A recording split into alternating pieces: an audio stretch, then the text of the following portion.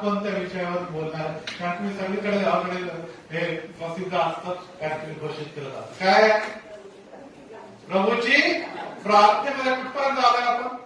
आज कुठे जाणार आहोत?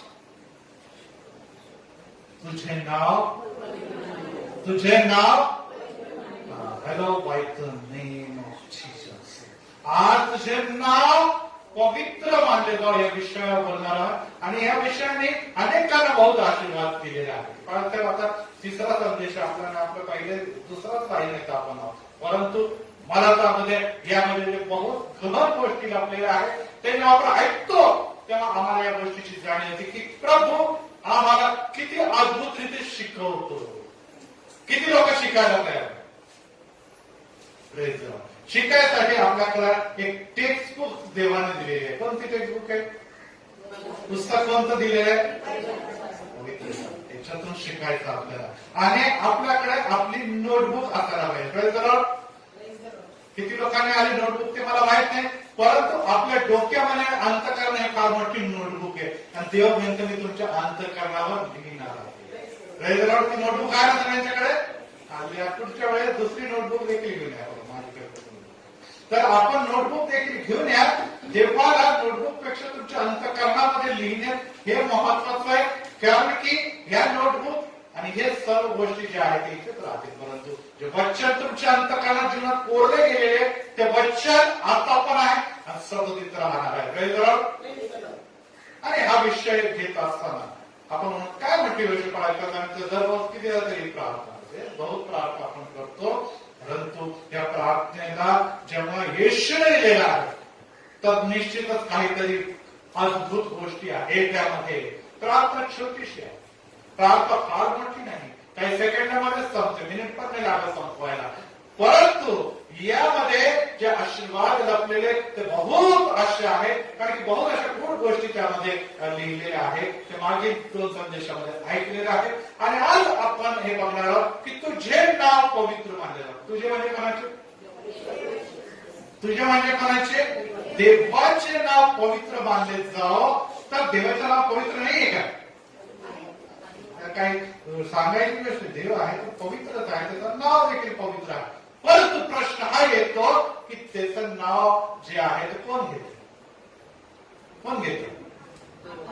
देव स्वतःचं नाव घेतो स्वतः? कोण घेते? आपण घेते, म्हणजे त्याची प्रजा त्याची मंडळी नाव घेते. किती वेळ घेतो हा प्रश्न मी क्वेश्चन मार्क, त्याच्यातून आपण मी जास्त बोलणार नाही, परंतु एक गोष्ट 24 तास वर आकाशात घेतलं जातं. तिथे जो स्वर्ग आहे ना तिथे 24 आवर्स नॉन स्टॉप घेतलं जात आहे. आम्ही किती घेतो आम्हाला माहित नाही. आपण अपेक्षा बाळगत घेत आहोत की माझ्या मुखामध्ये हे नाव फक्त मी तिथे वर जायचं. आता सगळं कठीण जातं, तर तिथे किती जाणं कठीण आहे याचा पण अर्थ होतो. आणि त्यामुळे या वचनाकडे आज आपण लक्ष लावणार आहोत. परंतु हे नाव जे आहे ते तुमच्या आणि माझ्यामध्ये निर्माणे घोषित केलेले नाव आहे आणि ते नाव पवित्र करण्याचं कार्य हे तुमचं आणि माझं आहे. ते ऑलरेडी पवित्रच आहे, परंतु तुम्ही आणि मी ज्या ओठाने त्याचं नाव घेत आहोत तो व्यक्ती किती पवित्र आहे हे देखील बघितलं जाणार आहे, किंवा हे देखील बघितलं जात आहे. देवाचं इब्री नाव आणि हे सगळीकडे फार सगळ्यात जास्त प्रॉपर त्याला म्हणतात अल. आपण माहितीये की मुस्लिम बांधवांच्याकडे बघूया, अनेक देशांचं नाव बघूया, किंवा अनेक पवित्र शास्त्र हा शब्द वारंवार येत आहे. हा एकवचनी शब्द ही डबल एल, परंतु ह्याच्यावरून एक बहुवचन शब्द बनलेला आहे जो आपण बहुत वापरतो, ते त्याला एलोही. काय बोला सगळं? हा जो शब्द आहे तो बहुवचनी शब्द आहे, अनेक वचनी शब्द आहे. आणि परत एक बात, जसं मी सुरुवातीला म्हटलंय की प्रभूची प्रार्थना ही एकवचनी नाहीच आहे. आमच्या स्वर्गातील विद्या, आमच्या, माझा नाही, त्याच्यानंतर पुढे जरा आमची रोजची भाकर, माझी नाही, आमची रोजची भाकर आम्हाला दे, मला दे नाहीये, आम्हाला दे आपण म्हणतो. आमचे ऋणे आम्हाला परीक्षेत आणू नको, आम्हाच वाईटापासून मला कुठे आलं नाहीये. आम्हाच म्हणजे ही सार्वत्रिक प्रार्थना आहे आणि ही अपेक्षा आहे देवाची की मंडळीमध्ये बसून सामूहिकरित्या ती प्रार्थना करत असताना मंडळीच्या प्रत्येक जणांना किंवा विश्वासणाऱ्या प्रत्येक जणांना या प्रार्थनेचा लाभ मिळावा आणि या प्रार्थनेच्या द्वारे देवाच्या गौरव देखील मंडळीला व्हावा. एकाच्या द्वारे नाही तर बहुतांच्या द्वारे व्हावा. म्हणूनच हा शब्द आलेला आहे. इथे एलोहिम शब्द जो आहे तो बहुवचनी शब्द. याचा अर्थ हा की बहुत सारे देवांसाठी म्हटलेला आहे. आम्हाला माहिती आम्ही तर एकट्यावर विश्वास देवचं बाप, देवचं पुत्र आणि देवचं पवित्र आत्मा. आणि हे एलोहिम आहे. आणि अनेक आपण बघतो मराठी भाषा किंवा हिंदी भाषेकडे जर आपण गेलो तर याच्यामध्ये आपल्याला फार थोडासा अंतर दिसेल. हिंदी भाषी लोक जे आहेत ते भारताला पण तू नाही म्हणतात, आप शब्द म्हणतात. तू तुराकीची भाषा म्हणजे शिवी झाली ही. आपण मराठीमध्ये देवाला तू म्हणतो, परंतु हिंदी लोक बोल भांडताना पण तू नाही म्हणत. आपको याचा लगता नाही काय असा शब्द ते इस्तेमाल करतात किंवा म्हणतात हम ऐसे, मी आता नाही हम.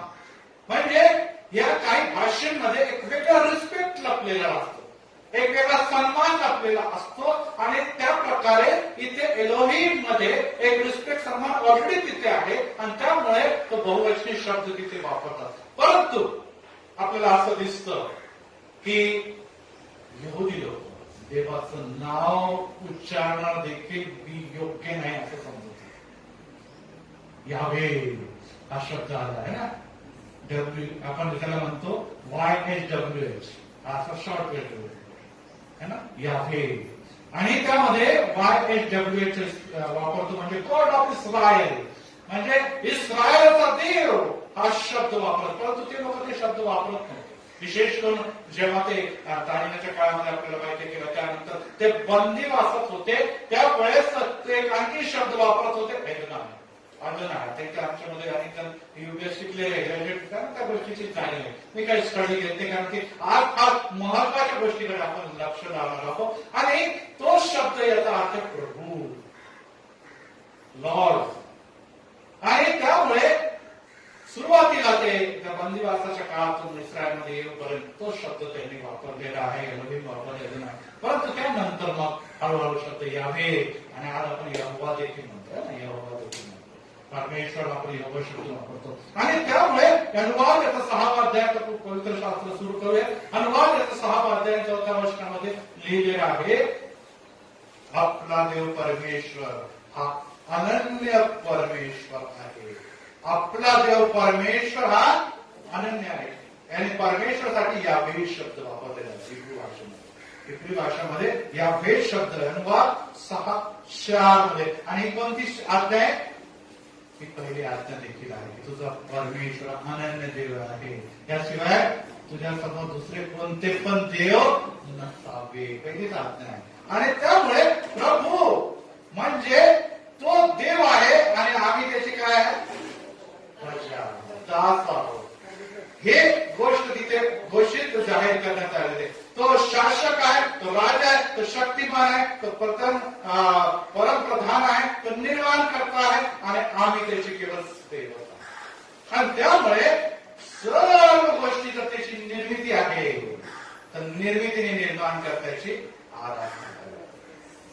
निर्मितीने निर्माण करण्याची काय करायला पाहिजे, आराधना करायला पाहिजे. कारण की आम्ही निर्मिती आणि निर्मिती तोवर जगामध्ये टिकते जोवर निर्माण करण्याची इच्छा. आणि त्यामुळे समाजामध्ये आता काही विचारसरणी आहे त्याकडे मी वळतो. पहिली विचारसरणी हेही आहे, पहिली विचारसरणी ही आहे ती ही आहे की देव सर्वत्र आहे. देव करेल कुठे, कणकण बसावं.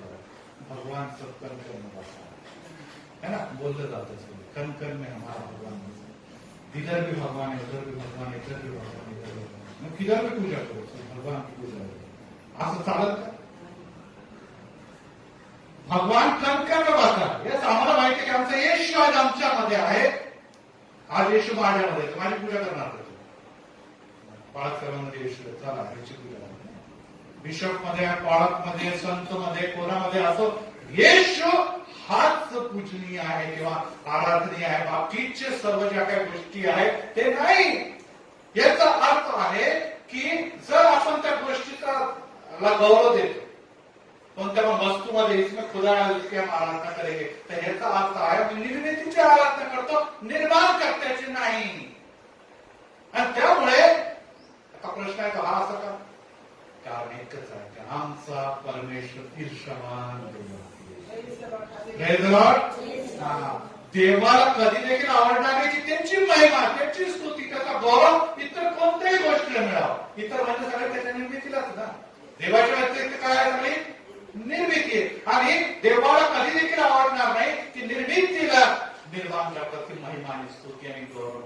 आणि त्यामुळे जो कणकण वाचावा ते कणकण नाहीये, नुसतं तुम्हाला आणि मला हे जाणून घ्यायला पाहिजे एकच देव आहे. आताच आपण स्तोत्र संहिता यामध्ये आजच वाचलेलं आहे, पाहिले स्तोत्र वाचत असताना की सर्व तुझ्या समान देव कोणी नाही, तुझ्यासारखी कृत्य कोणाची नाही, सर्व राष्ट्र येऊन तुझ्या पाया पडतील. 86 स्तोत्र आहे आणि ते तुझ्या नावाची स्तोत्र 86. प्रत्येक व्यक्ती, प्रत्येक राष्ट्र येशू देवा परमेश्वराची निर्मिती आहे, तर प्रत्येक लोक त्याची आज कदाचित नाही करत. आज कदाचित जुमानत नाही किंवा मारत देखील नाही. कदाचित दुसरी लोक मारतात पण त्यांना त्याचा अर्थ देखील कळत नाही. आणि त्यामुळे अक्षर असं सांगतं एक दिवस आता येणार की प्रत्येक गुडघा येशूच्या नावाने टेकला जाणार. प्रत्येक कबूल करणारे येशूच कोण आहे? येशूच प्रभू आहे. Praise Lord. आणि त्यामुळे आम्हाला एकच देव आहे, कदाचित आम्हाला दिसत नाही तो, परंतु तो आमच्याद्वारे गौरवला जायला पाहिजे. आणि त्यामुळे जी पहिली सोय की देव सर्वत्र आहे, देव सर्वत्र, परंतु सर्वत्र जरी देव असला परंतु तो देवच गौरवला आणि त्याचीच महिमा झाली पाहिजे. नंबर 2 आता महत्वाच्या विषयाकडे आपण जाऊया की काही लोक जे आहे, आपण लोक विशेष करून प्रोटेस्टंट लोक जे आहे ते फार कॅज्युअली येतात. अरे देव तर माझा पिता आहे, देव तर माझा सखा आहे, कोण मित्र आहे, येशू आणि माझा मित्र आहे, आता गळ्यात हात घालून पण आपण चालू शकतो. इतकं कॅज्युअली आपण अनेकदा देवाला घेतो. त्याने प्रार्थना केली की लगेच त्याने यायलाच पाहिजे. का नाही ऐकत माझे देव? पण सगळं प्रार्थना केली का नाही? काही लोकांना फिल्मी डायलॉग ऐकत ते आता मंदिर में आया, मंदिर में आया म्हणजे आता तुम्ही आवाज सुनलीची फार थोर व्यक्ती आहोत आपण. म्हणजे अशा अनेक गोष्टी अनेकांच्या लोकांचं असं म्हणे की मी आलो मंदिरमध्ये, आता ह्याच्यानंतर परत कधी येणार नाही, आज माझी प्रार्थना ऐकलीच पाहिजे. हे कॅज्युअली नाही घेऊ शकत तुम्ही देवाला. तो तुमचा मित्र आहे, तो तुमचा सखा, यस हा त्याच्या उसका बडप्पन आहे, त्याचं मोठेपण आहे की तो तुम्हाला ते मानतो. परंतु आमची पात्रता आहे का ती? भक्षण करता हेच म्हणतो की आम्ही धूळ आणि मातीचा येतो. आमची पात्रता नाही, इथं देवाचा आम्ही कृपा तुमच्या माझ्यावर झालेली आहे की तो तुम्हाला ते मानतो. तो म्हणतो मी तुम्हाला आता यापासून दास म्हणत नाही, तर मी तुमचा मित्र म्हणतो. का? की जे काही मला माहिती ते तुम्हाला देखील माहिती असतं. आणि यामुळे अनेक तत्व बदलतात, परंतु त्याचं पावित्र्य कमी झालंय का? नाही झालंय. तो तुम्हाला मानतो म्हणून खरं तर आपण देवाचे मित्र आणि फ्रेंड नाही म्हणून गेले. अब्राहम का देखील तो आपला मित्र म्हणत होता, परंतु अब्राहमाने काही मित्र म्हणून असं काही केलेलं नाही. आणि त्यामुळे आता महत्वाच्या विषयाकडे मी येते. त्यामुळे ऑनलाईन वाले जे आहे ते ख्रिस्ती मंडळीचे आहे, भक्तीमध्ये तुमचं देखील स्वागत करतो. आणि आपण कशा प्रकारे गमवतो आता ह्याकडे. गॉड प्रॉमिस काय? देवाच्या नावाने शपथ खातो मी असं नाही, मी असं केलेलं नाही. आणि अनेक जर आपण केलेली गॉड प्रॉमिसचा अर्थ काय? देव जितकं खरं आहे तितकं मी पण खरं बोलतोय. गॉड प्रॉमिसचा अर्थ काय? आपण इकडे हात लावलेला काय म्हणतो? काय म्हणतो? म्हणण्याचा अर्थ आहे की मी देवाच्या नावाने शपथ खाते. काय शपथ खाते? देव जसं खरं आहे तसं मी पण खरं आहे का? कोण आहे का एवढा खरा? नाही. मग तुम्ही देवाचं नाव कशा प्रकारे घेताय? हे जग जे आहे ते स्वार्थी आहे, जग हे पातकी आहे, जग लबाड आहे, भ्रष्ट आहे, फसवा आहे, मतलब दैहिक आहे. आणि आम्ही काही वेगळे आहोत त्यापैकी? आणि मग आपण म्हणतो येशू जर माझा मित्र आहे, येशू पण लबाड आहे, स्वार्थी आहे. आपण येशूला खिचून खाली घेऊन येत आहोत मित्र आणि सखा म्हणून, आणि त्याची शपथ खाऊन तो माझ्या जसं काय दोस्तच आहे, मित्र आहे, अशा प्रकारचा व्यवहार करतो. आणि येशूला आपण त्याच्या पावित्र्यापासून कुठेतरी खाली खेचून येतो. वचन आपण ऐकणारच आहोत. याकोब याचा 5वा अध्याय आणि 12व्या वचनामध्ये येशूचा बंधू काय म्हणतोय. याकोब 5:12 किंवा मत्तय, पण आपण मार्क करून ठेवा. याकोब 5:12 माझ्या बंधूंनो, मुख्यतः शपथ वाहू नका. मुख्यतः तुम्ही शपथ वाहूच नका. पुढे स्वर्गाची नका वाहू, पृथ्वीची नका वाहू, किंवा दुसरी कशाची शपथ वाहू नका. दुसरी कशाची शपथ वाहू, आईची शपथ आणि भाऊची शपथ आणि त्याची शपथ, कशाची शपथ वाहू नका. तुम्ही दोषी ठरू नये कारण की शपथ खाऊन तुम्ही दोषी ठरणार आहात. दोषी ठरू नये म्हणून तुम्हाला होय म्हणायचे तर होय म्हणा, नाही म्हणायचे तर नाही. होय म्हणायचं तर होय, नाही म्हणायचं तर. मला पण आठवतं तुम्ही आयुष्यात तरी शपथ काय पटतं की नाही पटतं ते सोड, तुला जे वाटतं ते करा. मी खरा आहे की खोटा आहे ते माझं देवाला माहिती आहे. मला व्यक्तीला प्रूव्ह करायची गरज नाही. आणि त्यामुळे जेव्हा लोकांना कळून जातं की हा शपथ बिपत खाणारे, मग त्याच्या शब्दावर वचन येत आहे. हा पाता थोडा वेळाने इकडे हात घेते, ह्याचा अर्थ हा क्या गरज पडते ह्याला त्याची, कारण त्या तिथे स्त्रियाला गरज पडते तिथे नेण्याची, कारण की हा विश्वासनीय व्यक्ती नाही. बरोबर ना. कोण शपथ खातो विश्वासच नाही, तिथे ती शपथ खाली जाते. आणि स्वर्गाची पण शपथ खाऊ नका, पृथ्वीची पण शपथ घेऊ नका, दुसऱ्यांची कोणाची देखील शपथ खाऊ नका. आणि यामुळे तुम्ही काय करत आहे, ज्याच्या नावाने शपथ खातात ते आणि माझ्या मुलाची शपथ डोक्यात काय झालं तर तू मरून जाईल. बोलताय की नाही. काही घरामध्ये भांडणं झाले की लगेच फार म्हणजे एकदम ख्रिस्ती धर्मातला एकदम फार महत्वाचा हा बायबल. मी पण शपथ खातो, तू म्हणतो मी शपथ खातो. कोण एक तर बायबल हे शपथ खाण्याची जागा नाहीये, पवित्र अति पवित्र आहे. त्या पवित्र देवाची निर्मिती आहे. आपण बायबल वाचता कमी आणि शपथच जास्त खातोय, तर त्या बायबलचा अर्थ तरी कळतोय का तुम्हाला काय. हे बायबल जे आहे निश्चितच आपल्याला की जेवढ्या ख्रिश्चन कंट्रीज तिथे oath ceremony president prime minister जे असतात ते याच्यावर वचन वाचून शपथ खातात ते, ही गोष्ट देखील खरी आहे. परंतु प्रियांनो, भांडणामध्ये बायबल आणायची गरज नाही. तुम्हाला संशय खातो आण बायबल, मी खातो नाही. प्रत्येक गोष्टीमध्ये आपण बायबल आणतो आणि त्याच्यावर हात ठेवतो आणि त्यामुळे काय होतं, तर बायबलच नाही, देवाची पवित्रता होते. तुमचं कसं राहतं, तुम्ही तर भांडणारच आहे, तुमच्या घरातील शांती ऑलरेडी भंगत झालेली आहे, परंतु देवाला तुम्ही आणून कोणते पवित्र आणणार आहात हे कशाने तुम्ही सिद्ध होणार. आणि यामुळे प्रियांनो, बायबल असो की या सगळ्या गोष्टी, या गोष्टी आपण समोर किंवा हातात आणता कामा नाही. अनेक जण प्रभू बोलण्याची वेदीपासून, आणि मी पण गेलो एकदा, आणि काही मित्र होते आणि मग ते म्हणजे आता ते प्यारा घेत असताना असं काय असं ते मिशिनला बोलतात, मिशिनरीलाच नाही पवित्रता देखील निघून जातो. द्रव्य जे मिशिनला लागायला मलाही माहित नव्हतं आहेत का कोणते नियम माहित नाही.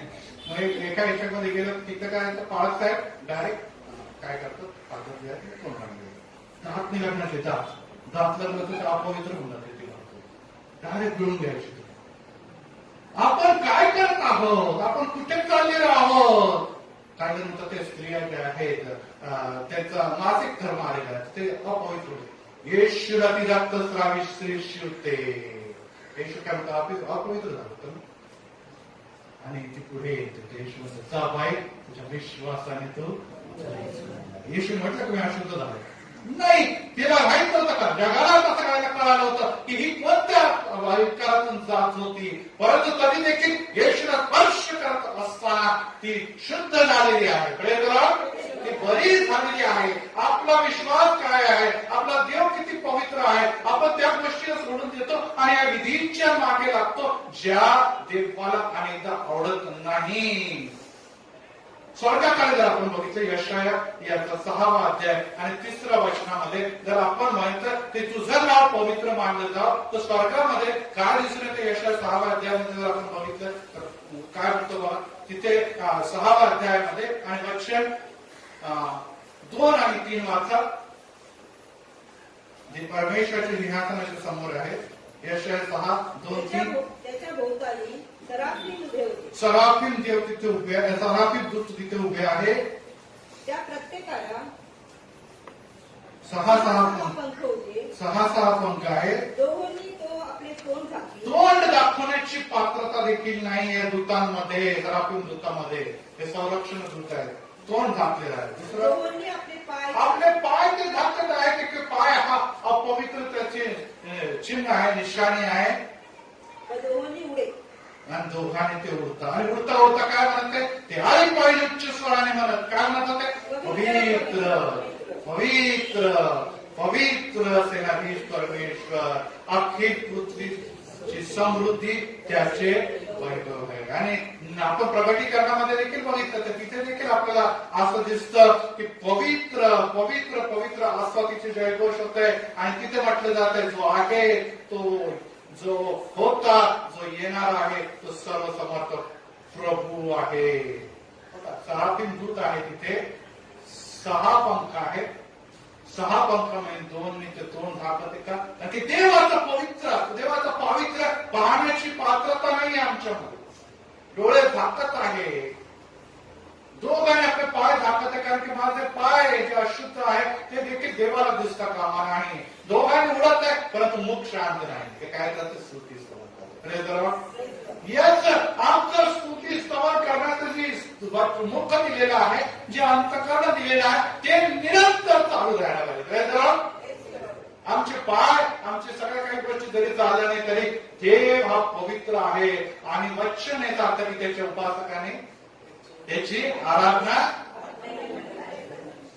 देव. आणि तुमची आराधना जी आहे टाळ्या वाजून मारायची खरोखर आहे, ढाल वाजून मारायला पाहिजे, पण खरोखर इन्स्ट्रुमेंट वाजवायला पाहिजे, माईक वाजवायला, हे देखील खरे. परंतु कशी असायला पाहिजे? आत्म्याने, आत्म्याच्या द्वारे, खरेपणाच्या द्वारे. जी भक्ती होती ती घोबड्या ओठांची काम असो ते ती स्वीकार करतो. Praise Lord. आणि मग तुम्ही किती म्हणता 13 नाम पवित्र महाराज, 13 नाम पवित्र नाम, 13 अर्थ तू आहे प्रशुद्ध, तू नुसतं एक रीती आणि परंपराने जर परत आहे तर ती स्तुती आराधना शक्य होणार नाही. त्यामुळे येशू ख्रिस्त जगामध्ये आला तर त्यांनी काय केलं? त्याच्यासाठी आला येशू ख्रिस्त जगामध्ये? देवाचं राज्य, तुझे राज्य येणार तुझे राज्य. तर देवाचं राज्य कसं आहे? अशुद्ध आहे का? देवाचं राज्य तुमच्या आणि माझ्यामध्ये उतरून आले येशूमध्ये. देवाचं राज्य कसं असायला पाहिजे? पवित्र असायला. अशुद्धता का देवाचं राज्य नाही. देवाचं राज्य तर येशू जगामध्ये आणलं तर ते पवित्र असायला. आणि जर म्हणतात की बाळासाहेब ऑनलाईन चालू, खूप प्रार्थना करतो बाळासाहेब तुमच्या चर्चचा हे त्याला जमत नाही, म्हणूनच आम्ही खूप मंडळी आहे. खूप छान तुमच्या प्रार्थनेची गरज आहे, कारण त्यामुळे मला ताकद मिळते, मंडळी पुढे जाते. मला देखील कठीण समयामध्ये बळ मिळाले, पण म्हटलं मंदिराला काय येत नाही ना, ते काय मंदिरात घरून करतो प्रार्थना, ऑनलाईन बघतो आम्ही, खूप प्रार्थना करतो, खूप प्रार्थना करतो. म्हटलं येशू ख्रिस्त तिथेच वर बसून सगळं काही केलं असतं तर मग येशू येण्याची गरज काय होती? येशू का आला त्याला? येशूला तिथेच सगळं सेफ जर पाहिलं होतं तर जगात तो का आला?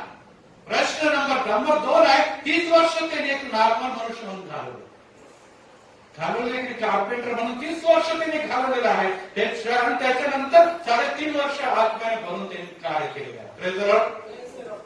काय गरज होती? आला दुसऱ्या दिवशी कार्य सुरू केलं, तिसऱ्या दिवशी झालं पुढे काम केलं असं झालं का? तुमच्यामध्ये राहिला, तुमच्यामध्ये त्याने बस्ती केली. तुमचे दुःख, क्लेश, संकट, समस्या त्याने नुसते जाणलेच नाही तर स्वतः देखील अनुभव घेतले आणि तरी देखील तो शुद्ध राहिला, पवित्र राहिला. कारण की तो पवित्र देव म्हणून ओळखला गेला आणि पवित्रता त्यांनी टिकून ठेवली. तुम्ही मी त्याचे दास सेवक आहोत की नाही आहे, तर तुमच्या आणि माझ्यामध्ये देखील तिची पवित्रता असायला पाहिजे. आणि जर तो आहे तर तुमच्या जीवनातून ते दिसायला पाहिजे. आता बंद विकारात नाही. तुझ्या समर्पित प्रार्थना केली की यस देवा तुझा प्रकाश प्रदर्शित करण्यासाठी तुझा प्रकाश इतरांना दाखवण्यासाठी तू आम्हाला या जगामध्ये ठेवला. Praise the Lord. प्रकाश म्हणजे काय? पवित्रताची निशाणी आहे, ती ओळख आहे. आणि त्यामुळे तुमच्या जीवनातून सेवा व्हावा. आता सिस्टर निर्मळ यांनी देखील सांगितले की मंडळीतून परत एक वार आम्ही काही गोष्टीचं वाटप करतो. हे काय? मदतीचा हात, प्रीती आणि कळवळचा हात ही मंडळी देत आहे लोकांसाठी. Praise the Lord. लोकांना देखील कळालं की खरोखर या मंडळीमध्ये अनेक गोष्टी लोकांना दिल्या जातात. खऱ्या हातामध्ये, गरजवंताच्या हातामध्ये मदत होती म्हणून आमच्यापर्यंत अनेक लोक येतात. कारण त्यांना माहिती की हे मंडळीमध्ये सेवा प्रामाणिकपणे होते. Praise the Lord. ही ओळख आहे तुमची. नुसतं ख्रिस्ती मंडळी नाव घेऊन चालणार नाही. खरोखर ख्रिस्त आहेत का? ख्रिस्ती म्हणून ख्रिश्चन म्हणून चालणार नाही. खरोखर ख्रिस्ती क्राइस्ट आहे का तुमच्यामध्ये? हे देखील महत्वाचं.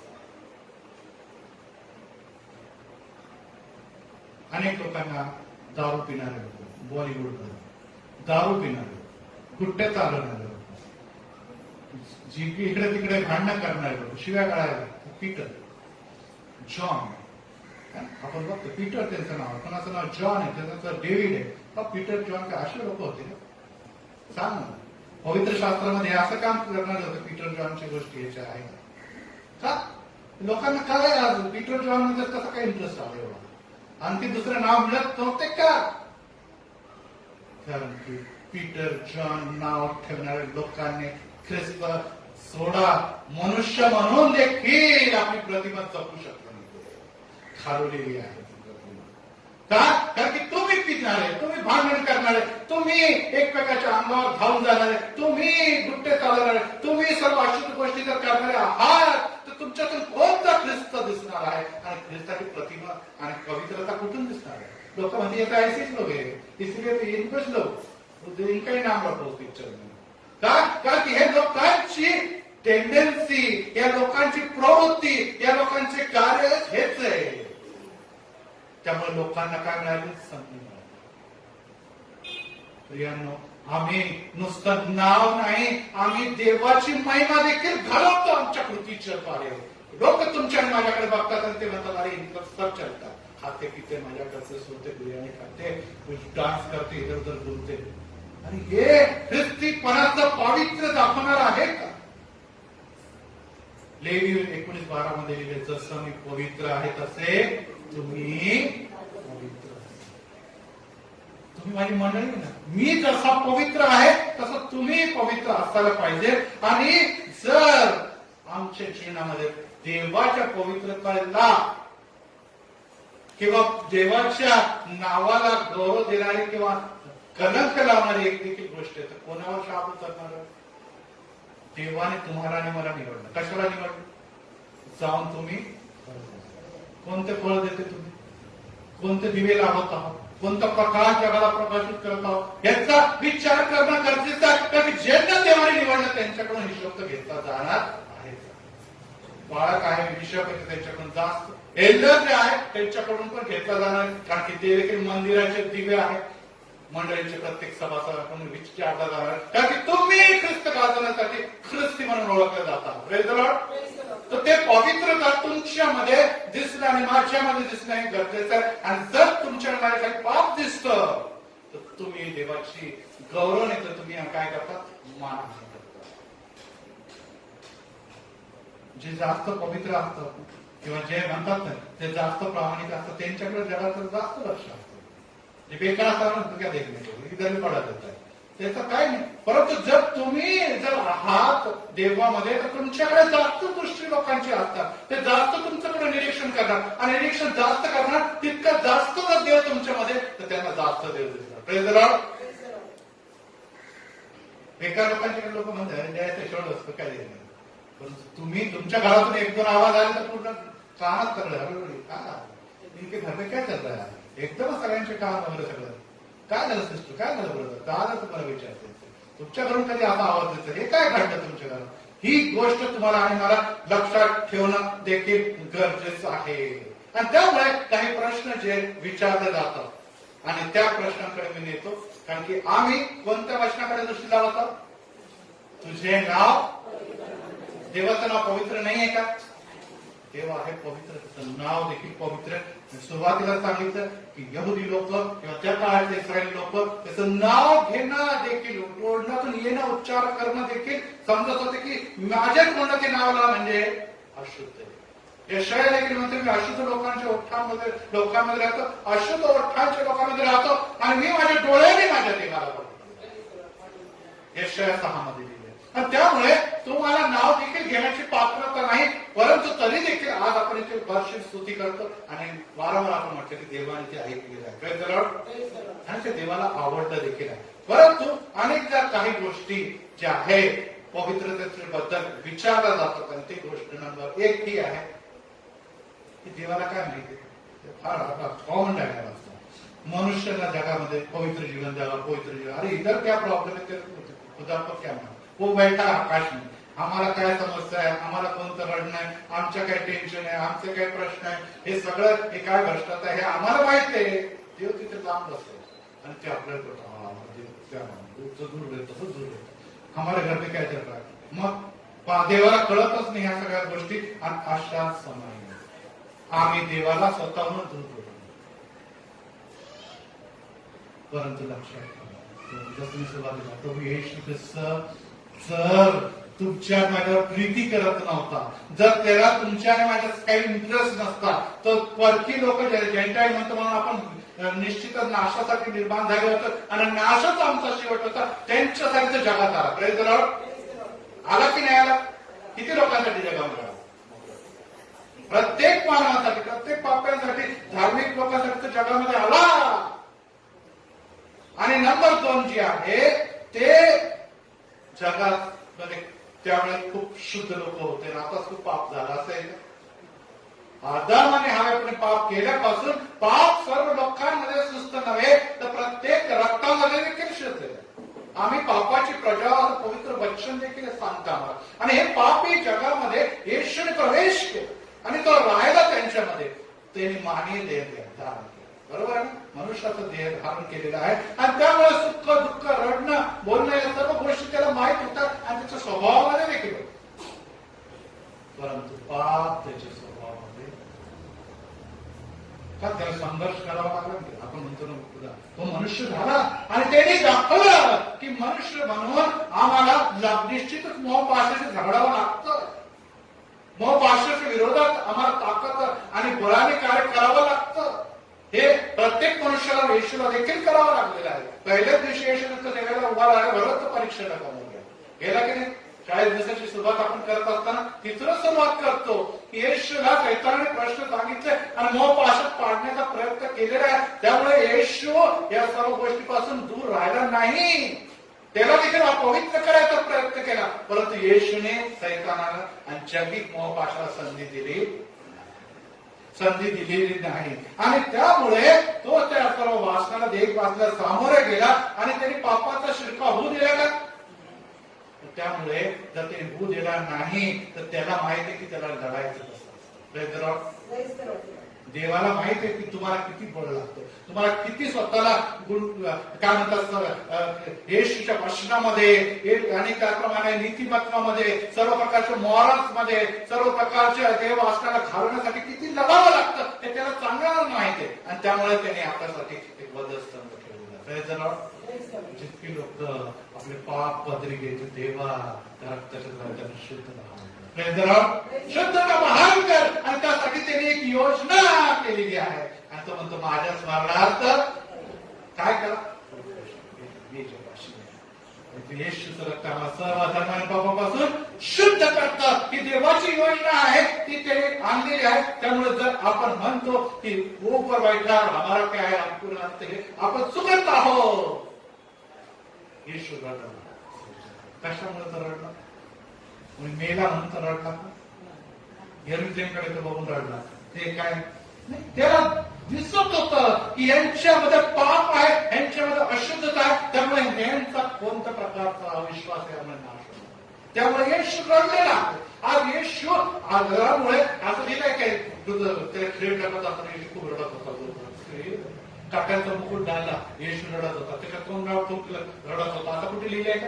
नाही. येशू ख्रिस्त कशासाठी कष्टी होतं? आम्ही जेव्हा धर्म आणि पापामध्ये बांधले जातो आणि त्यापासून सुटकेचा प्रयत्न करतच नाही तर उलट दूर जातो, तेव्हा येशूला माहित मी आपल्या रक्ताची खंडणी देऊन ह्यांना विकत घेतलेला आहे, परंतु यांनी माझ्या रक्ताचं मोल दाबलं नाही. आणि त्यामुळे प्रेम येशू कळवळीने तळमळीने भरलेला आहे. आज देखील आहे, इथे आज तुमच्यासाठी भरलेला आहे. आणि जे कोणी पापपत्री घेतील तो विश्वास नाही तो सर्व धर्म आणि पापापासून शुद्ध करायला तयार आहे. यासाठी देवाचं नाव ह्याच्या जीवनामध्ये देखील पवित्र मानलं जावं, ह्याच्या जीवनामध्ये देखील पवित्र मानलं जावं, ह्यांच्या जीवनामध्ये देखील पवित्र मानलं जावं. Praise the Lord. देवाचं नाव ऑलरेडी पवित्र आहे. सुरुवातीला सांगितले की प्रत्येक गुडघा येशूच्या समोर टेकला जाणार आहे, प्रत्येक राष्ट्र देशाच्या समोर गुडघे टेकणार आहे आणि प्रत्येक जन्माने येशू प्रभू आहे. प्रत्येकाला प्रारंभ नाही होणार त्यावर, परंतु तुम्हाला मला जर माहित आहे तर त्याची पवित्रता जपण्यासाठी तुम्हाला आणि मला ओळख देखील आहे. दुसरे प्रश्न अनेक जण म्हणतो की येशू सुद्धा तो पवित्र आत्म्याने झाला, आता तो पवित्र राहणार, कसं काय अशुद्ध पाप पडला? आमचं काय पवित्र आत्मा?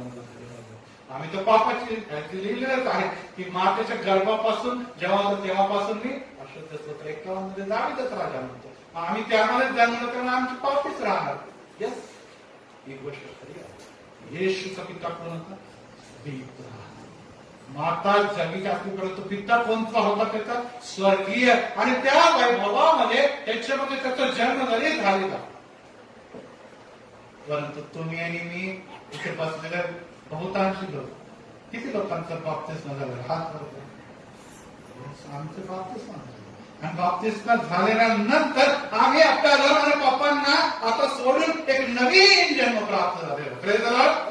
यस, आमचा जन्म कदाचित मातेच्या गर्भामध्ये असेल, कदाचित पाप तिथून आमच्यामध्ये शिरला असेल, कदाचित घराण्यांचा पाप आमच्यामध्ये असेल, कदाचित आईवडिलांनी जे कृत्य केले त्याचे शाप आमच्यावर असतील, परंतु येशू मध्ये तुम्ही नवीन जन्मला आहात. Praise the Lord.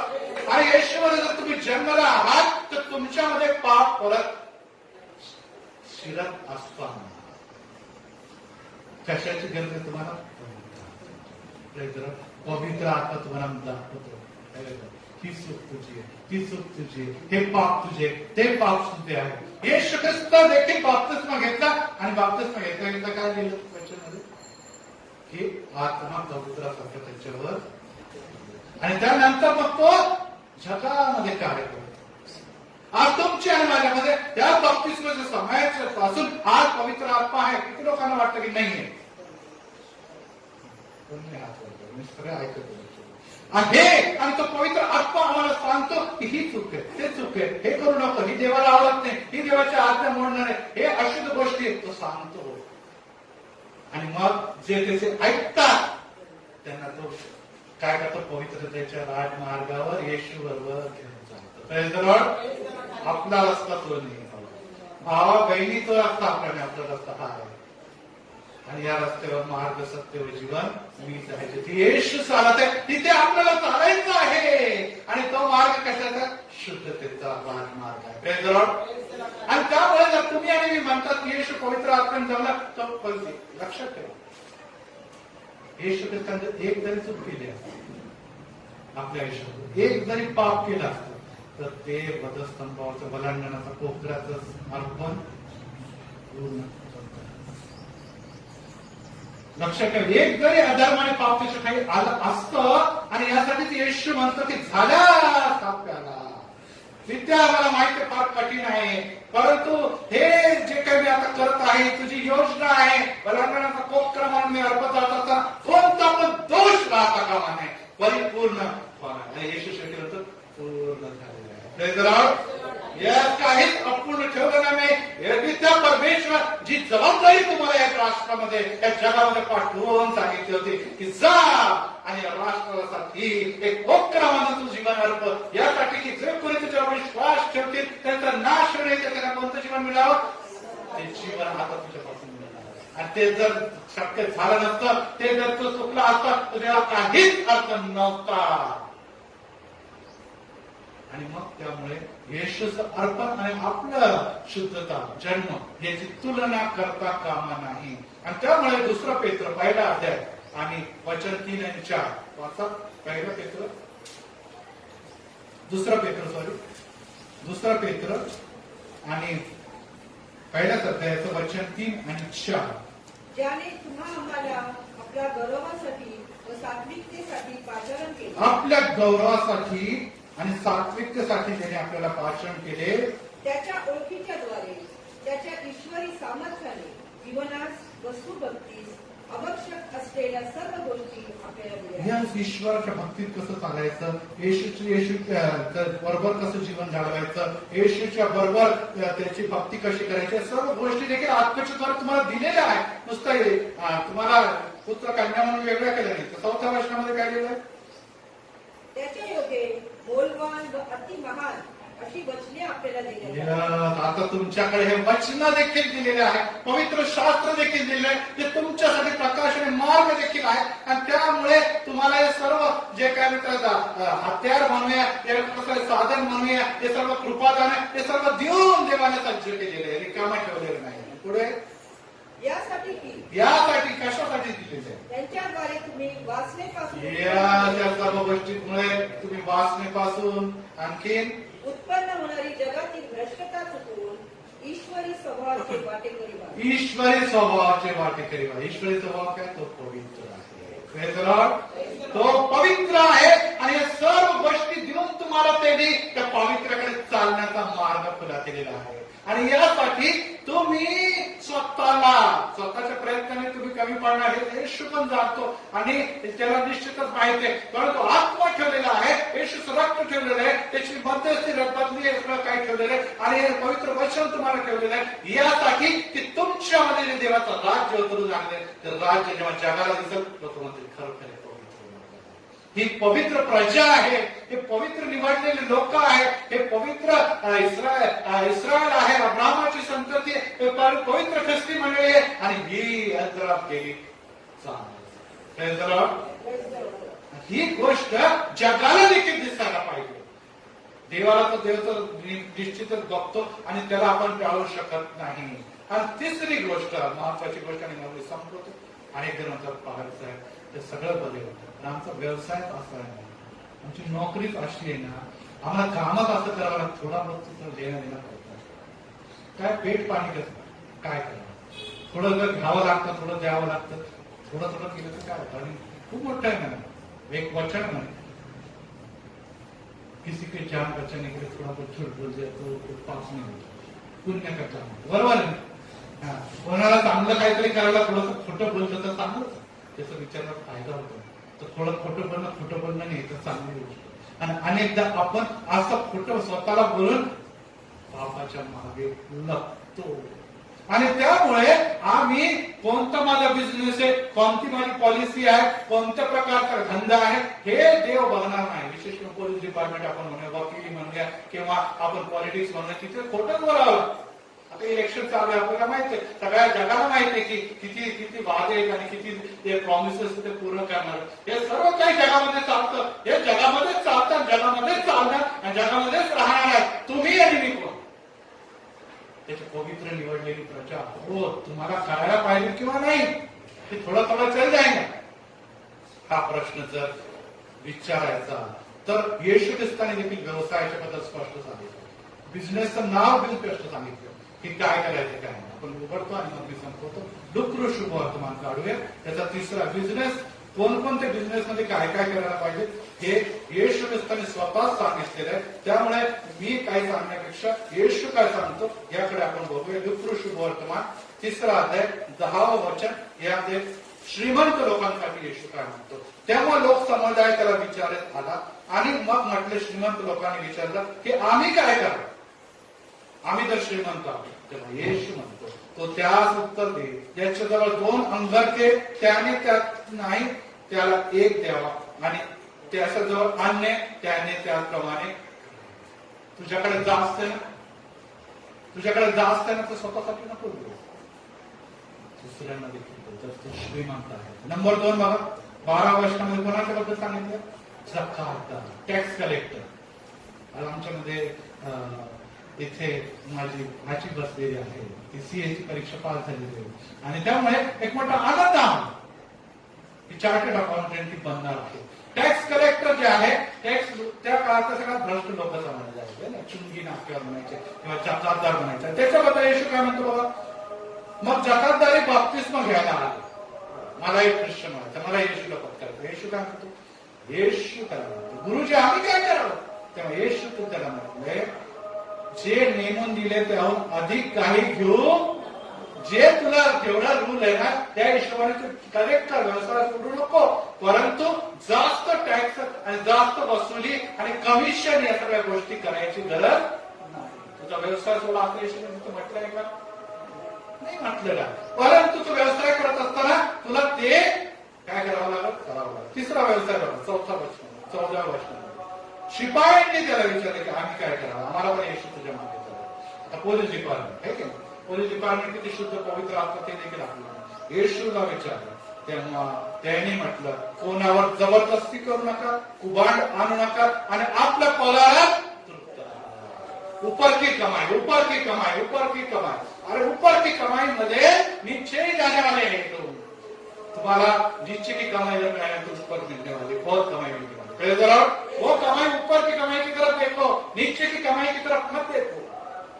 आज तुम्ही आणि मी त्याचा मी व्यवसाय सांगितले करत आहे. आता मला 3च व्यवसाय हम तो व्यवसाय नाही आते आम्हाला. न तर मी जकातदार आहे, न तर मी शिपाई आहे, न तर मी श्रीमंत आहे. माझ्यासाठी सब कुछ अलाउड आहे.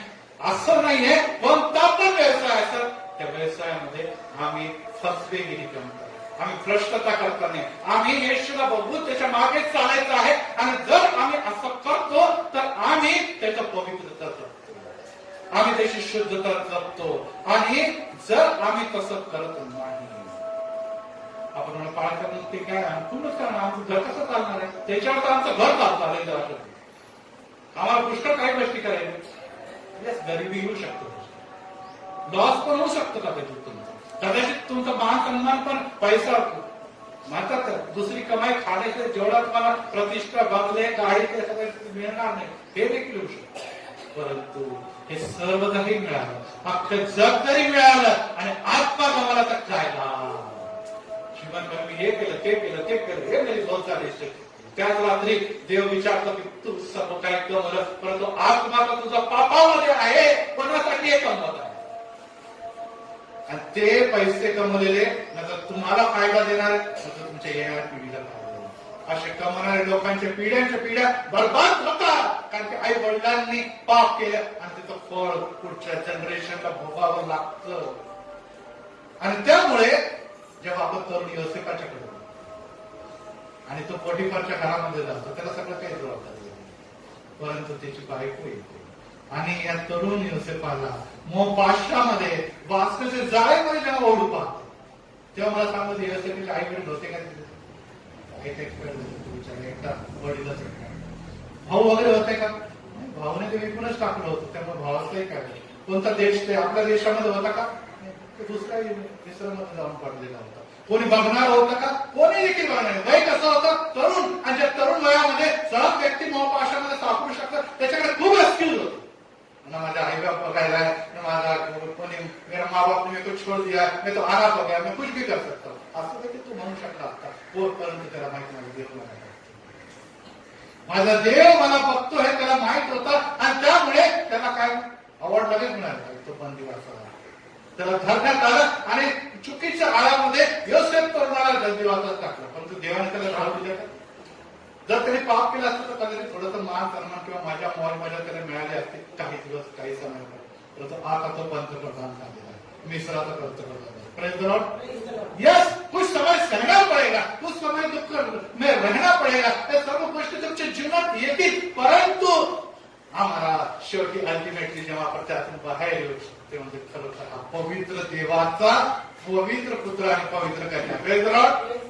हे जर अवॉर्ड तुम्हाला मिळालं तर ह्याच्यासारखा दुसरा कोणता अवॉर्ड. किती लोकांना असं वाटतं की लोकांनी म्हणावं की खरोखर हा किती पवित्र आहे, याचा देव किती पवित्र असतो. आम्हाला हे सगळ्यात मोठा अवॉर्ड आहे, बक्षीस आहे की आम्हाला बघून लोक म्हणजे किती चांगला व्यक्ती, किती धार्मिक व्यक्ती, किती पवित्र व्यक्ती.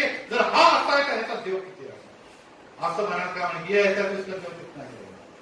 असं म्हणून आज तुमचे आणि माझ्याकडे लोक अशा प्रकारे होत आहेत. आणि त्यामुळे मी बहुत उदाहरण दिले पवित्रतेबद्दल. देव तुम्हाला आणि मला हे म्हणतो की तू किती प्रार्थना केली, तुझे नाव पवित्र म्हणा, परंतु बोलण्याने त्याचं नाव पवित्र होणार. त्याचं ऑलरेडी पवित्र आहे. प्रश्न हा येतो की देवाचं राज्य जे तुमच्या आणि माझ्यामध्ये उतरून आलेलं आहे, तर राज्य जर जगाला दाखवायचं की हे राज्य पवित्र देवाचं राज्य आहे, तर ते राज्य मी आहे. परत रिपीट करतो, जर जगाला हे दाखवायचंय की देवाचं राज्य हे राज्य पवित्र आहे, हे जगाला जर प्रदर्शित करायचं तर ते राज्य मी आहे.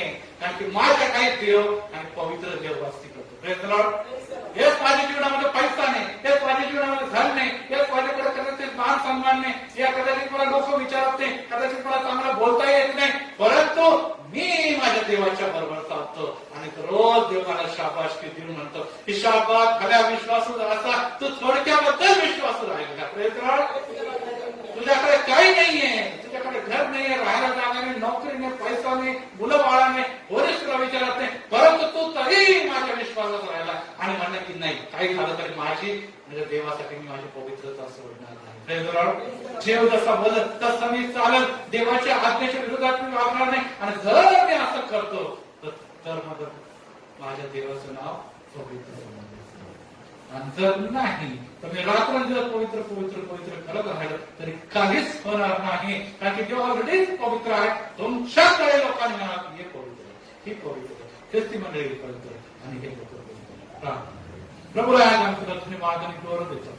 तुझं पावित्र्य आज परत एक वेळा मंदिरामध्ये आहे आणि त्या पवित्रता घोषित झालेली आहे. तू म्हणतो की तुम्ही माझी प्रजा आहात, तुम्ही माझे लेकर पुत्र आणि कन्या. परंतु आज वचन आम्हाला हे करून चुकलंय की पिता तुझ्या समोर मोठं मानव काय की आम्ही तुझी आठवण, तू आमची आठवण करावी. खरोखर त्या आमची आठवण करण्याची पात्रता देखील नाही, तर देखील तू आपल्या पवित्र पुत्राच्या कर्वे, त्याच्या बलिदानाच्या कर्वे खंडी देऊन आम्हाला विकत घेतलेला आहे. एवढी तू मोठी प्रीती आमच्यावर करतो यासाठी की जसा तू पवित्र आहे तसं तुझा पुत्र पवित्र आहे, तसं आम्ही देखील पवित्र आत्म्यामध्ये चालत पवित्र्याकडे वाटचाल करावी. या जगामध्ये राहत असताना चुकतो, आम्ही न आवडणाऱ्या गोष्टी करतो. आमच्या घराच्या द्वारे, आमच्या जीवनाच्या द्वारे, आमच्या कुटुंबाच्या द्वारे होयश अनेकदा पाप दोष अधर्म जगाला दिसून येतात. तरी देखील पवित्र आत्मा आम्हामध्ये दिसून ठेवलेला आहे. जो मार्ग आम्हाला वचनाच्या द्वारे नियमित करतो ते मार्गाने चालत असताना पवित्राकडे आम्ही चालू. यासाठी की आमची शुद्धता, आमची पवित्रता कदाचित जग ओळखो अगर न ओळखो, परंतु माझ्या जीवनामध्ये माझा देव पवित्र देवा आणि माझ्या देवाचा गौरव माझ्याद्वारे होणार आहे. आणि यासाठी विद्या विशेष पुढच्या आठवड्यापासून जेव्हा आम्ही त्या पवित्र आठवड्यामध्ये, त्या पवित्र सप्ताहामध्ये, त्या पवित्र उपवासाच्या दिवसामध्ये प्रवेश करणार आहोत, येशू त्या पवित्र्याची जाण करणार. कारण की पित्या जर मी पवित्र नाही, मी शुद्ध नाही, माझं घर सर्व सैतानी शापाने क्रोधाने अशुद्धतेने भरलेलं आहे. आणि त्यापासून सुटका देण्यासाठी एकच पवित्र देव आहे, ज्याचं नाव प्रभू येशू आहे. कार्य करू इच्छितो आणि त्याच्यासाठी आज परत एक हे वचन तू दिलं त्याबद्दल आपण येशूच्या